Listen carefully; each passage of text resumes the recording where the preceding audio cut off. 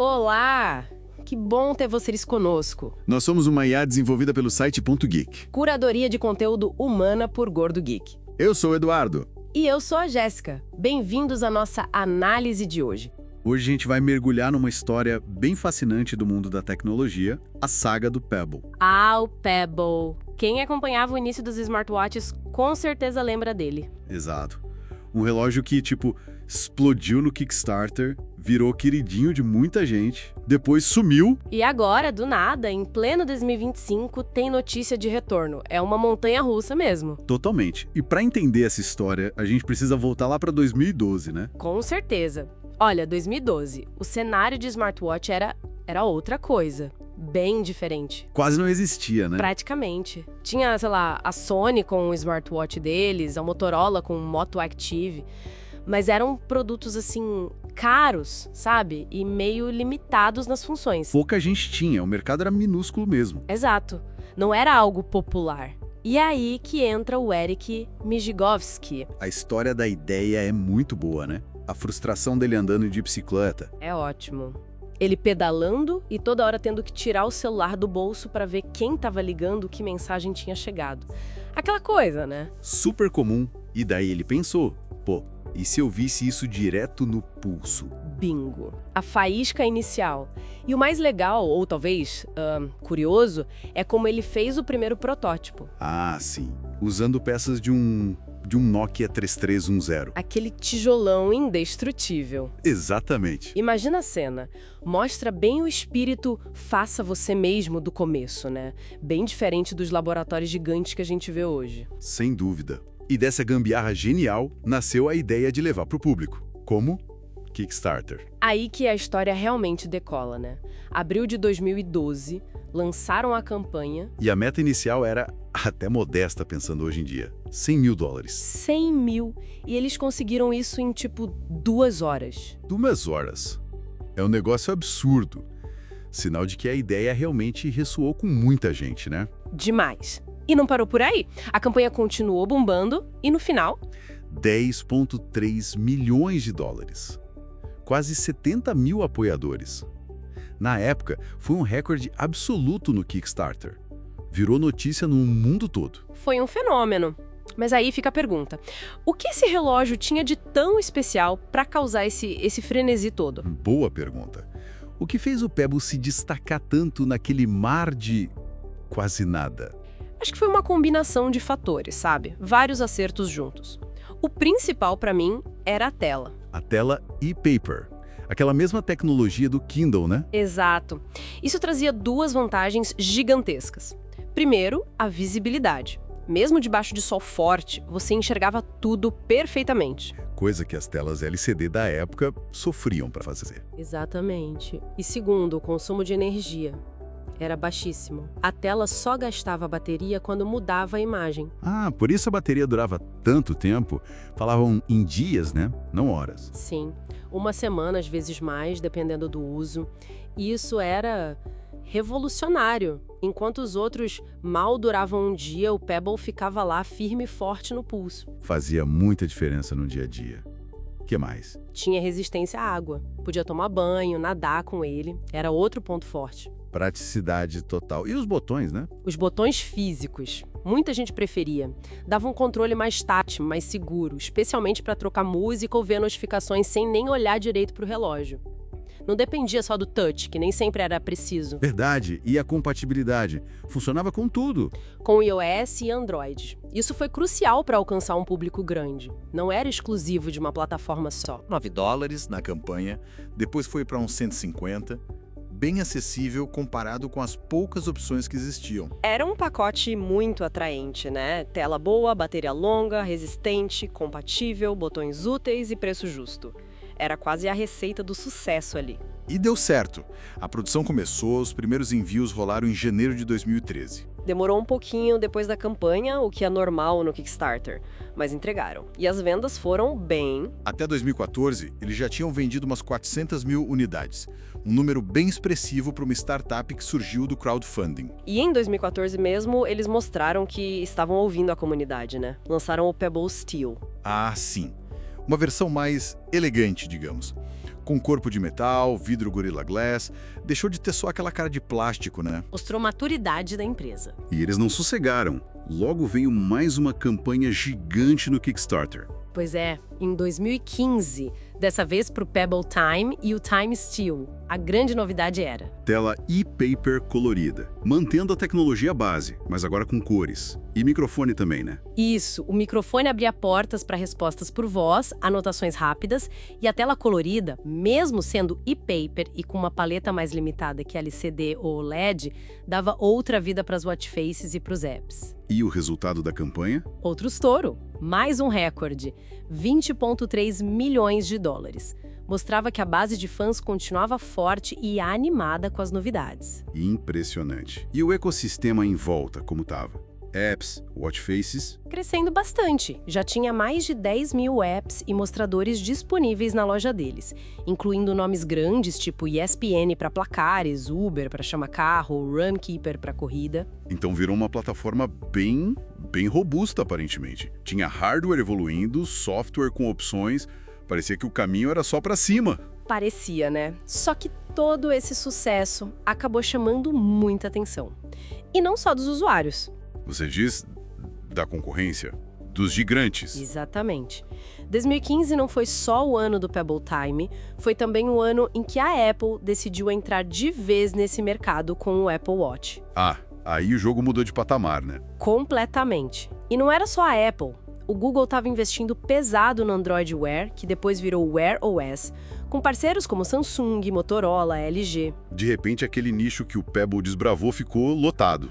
E com jogadores muito maiores. Exato. A Pebble, que era uma startup relativamente pequena, de repente se viu competindo diretamente com algumas das maiores empresas de tecnologia do mundo. Empresas com orçamentos de marketing e P&D, assim, ordens de grandeza maiores. E aí a coisa começou a ficar difícil pro Pebble, imagino. Começou. Os desafios começaram a aparecer com mais força, externos e internos. Que tipo de desafio? As críticas aumentaram. Sim. Começaram a surgir mais reclamações sobre algumas coisas, tipo a estabilidade da conexão Bluetooth, que às vezes falhava. Isso é crucial para um smartwatch. Pois é. Outra coisa era a necessidade de usar vários apps no celular para gerenciar tudo. O app principal, a loja, às vezes apps de terceiros para certas funções.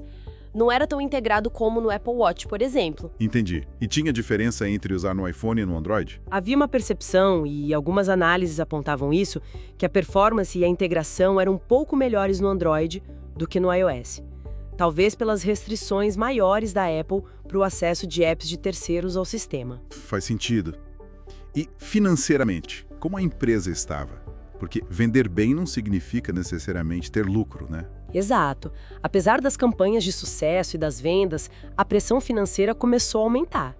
Manter a operação, pesquisa, desenvolvimento, produção, marketing, tudo isso custa muito dinheiro. E aí teve aquela história da oferta de compra, né? Que eles recusaram. Essa foi decisiva olhando em retrospecto. Em 2015, a Citizen, gigante japonesa de relógios, ofereceu 740 milhões de dólares pela Pebble. 740 milhões, uma grana violenta. E eles disseram não. Disseram não. Acreditavam que valiam mais, que podiam crescer sozinhos, mas a situação financeira já não era das melhores. Uma aposta arriscada. E que não deu muito certo, pelo visto. Não deu. A pressão continuou, a concorrência apertou e em 2016 eles tiveram que fazer demissões. Cortaram 25% da equipe. Um sinal claro de que as coisas não iam bem. Que baque! Mas mesmo assim eles ainda tentaram uma última cartada, né? Tentaram. Voltaram para o Kickstarter mais uma vez em maio de 2016. Com o Pebble 2, o Time 2 e uma novidade, o Pebble Core. Isso! O Pebble 2 era um sucessor direto do original, atualizado. O Time 2 seria a evolução do Time, com tela maior e mais bateria. E o Core era algo diferente. Um aparelhinho pequeno, sem tela, focado em corredores, com GPS, 3G para ouvir música e rastrear a corrida sem precisar levar o celular. Uma ideia bem interessante. E como foi a campanha? Ainda teve apoio? Teve. Arrecadaram quase 13 milhões de dólares.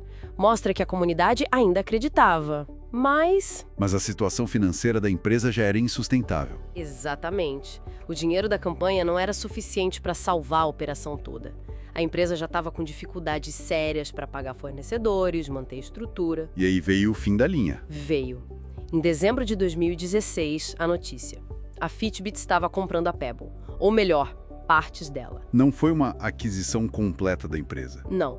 A Fitbit comprou basicamente a propriedade intelectual, patentes, softwares e contratou parte da equipe de engenharia de software.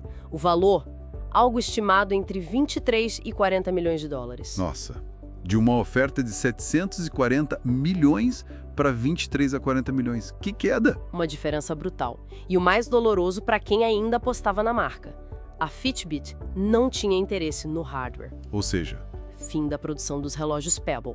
O Time 2 e o Pebble Core, que tinham acabado de ser financiados no Kickstarter, foram cancelados antes mesmo de serem produzidos. putz, e quem apoiou a campanha? Receberam um reembolso. Mas foi um balde de água fria gigantesco. Você aposta numa ideia, paga adiantado e ela é cancelada. E pior, o suporte oficial para os relógios que já estavam no mercado também foi encerrado pouco tempo depois. Deixaram os usuários na mão, basicamente. Desligaram os servidores. E, eventualmente, sim, os serviços online que dependiam da Pebble começaram a ser desativados. Foi um golpe muito duro para a comunidade que era super engajada. Mas essa comunidade não deixou barato, né? De jeito nenhum.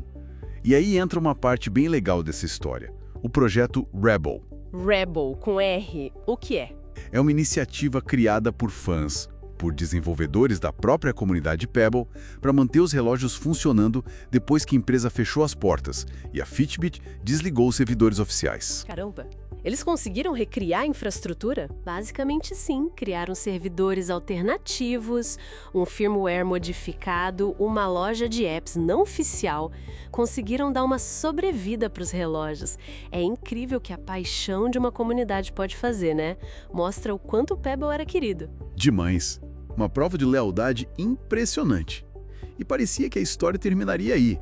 A empresa morta, mas os relógios sobrevivendo graças aos fãs. Só que não. Só que não. Chegamos em 2025 e acontece uma reviravolta digna de filme. O Google, que nesse meio tempo tinha comprado a Fitbit, Exato, o Google comprou a Fitbit em 2021. E agora, recentemente, eles tomaram uma decisão surpreendente. Liberaram o Pebble OS, o sistema operacional dos relógios Pebble como código aberto, open source. uau! Isso é grande. Permite que qualquer um mexa melhor e adapte o sistema. Exatamente.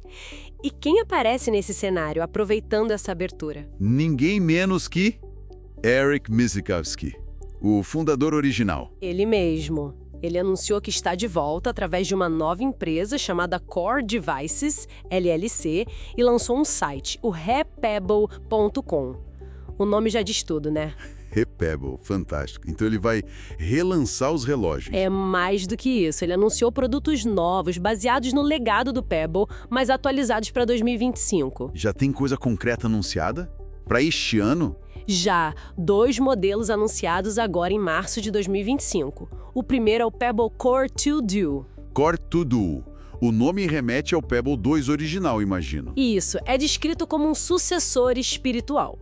Vai ter tela e-paper preta e branca de 1,26 polegadas, corpo de policarbonato como o original, E o que tem de novo? microfone alto-falante para interagir com apps tipo ChatGPT, talvez fazer chamadas via Bluetooth, monitoramento de passos e sono básico de fitness, pulseira padrão de 22 milímetros, fácil de trocar e a promessa de bateria. Quanto? A mesma loucura de antes. 30 dias. Essa é a meta. E resistência à água IPX8. O preço, $149. $150 por um smartwatch com baterias de 30 dias em 2025? Parece interessante. Quando chega? Envios previstos para começar agora em julho. Tá bem perto. Caramba. E o outro modelo? O outro é o Pebble Core Time 2. Esse, segundo o Midikovsky, é o relógio dos sonhos dele, algo que ele queria ter feito lá atrás. Core Time 2, sucessor do Time 2 que foi cancelado. Exatamente. Esse vem com tela e-paper colorida de 1,5 polegadas e, atenção, touchscreen. Opa! Touch na e-paper colorida? Isso é novo pro Pebble? Sim. Além disso, corpo e botões de metal, dando aquele ar mais premium, sensor de frequência cardíaca, que o Pebble 2 original não tinha, microfone e alto-falante também. E a bateria? Mesma meta. Mesma meta, 30 dias. E resistência à água IPX8 também. Pulseira de 22 milímetros. O preço desse é $225. Um pouco mais caro, mas com tela colorida touch, metal, sensor cardíaco. Parece justo. E quando esse chega? Esse demora um pouco mais. Envios a partir de dezembro de 2025. Entendi. Então a estratégia é clara. Resgatar os pontos fortes do Preble original, simplicidade, bateria absurda, tela e-paper, botões físicos. Exatamente, mas com toques de modernidade, como microfone, alto-falante, sensor cardíaco no modelo mais caro e até touch na tela colorida. Parece uma aposta interessante, focada num nicho que talvez sinta falta disso no mercado atual, né? Dominado por telas OLED que precisam carregar todo dia. Exatamente, essa é a filosofia. O próprio Midkovsky está alinhando as expectativas. Ele diz que isso é um trabalho de amor, sabe? Não é para competir de igual para igual com o Apple Watch, com o Galaxy Watch. Não é para vender milhões de unidades logo de cara. Não, o foco é naquele público que valoriza essas características específicas. A bateria longa, a tela sempre visível, os botões, a simplicidade. Gente que talvez ache os smartwatches atuais complexos demais ou que odeia ter que carregar o relógio toda noite. Um nicho que pode ser maior do que a gente pensa. Pode ser. Mas ele também faz questão de alertar. É um retorno, uma empresa nova começando. Pode ter arestas no software no início, sabe? Bugs, coisas para polir. Normal em produtos novos. Sim. E também alertas sobre possíveis atrasos na produção e entrega. E um ponto importante, disponibilidade limitada. Como assim? Especialmente as telas e-paper coloridas. Parece que o estoque global é limitado. Então a venda vai ser exclusivamente online, pelo site repebble.com, e eles recomendam fortemente fazer a pré-venda para garantir, principalmente o Core Time 2. Entendi. É uma operação mais enxuta, focada nos entusiastas, pelo menos nesse começo. Exato. É a Phoenix Pebble tentando ressurgir das cinzas, liderada pelo próprio criador. Uma história que parecia ter tido um ponto final bem triste. E que agora ganha um capítulo totalmente inesperado e para muita gente muito bem-vindo. É quase poético, né?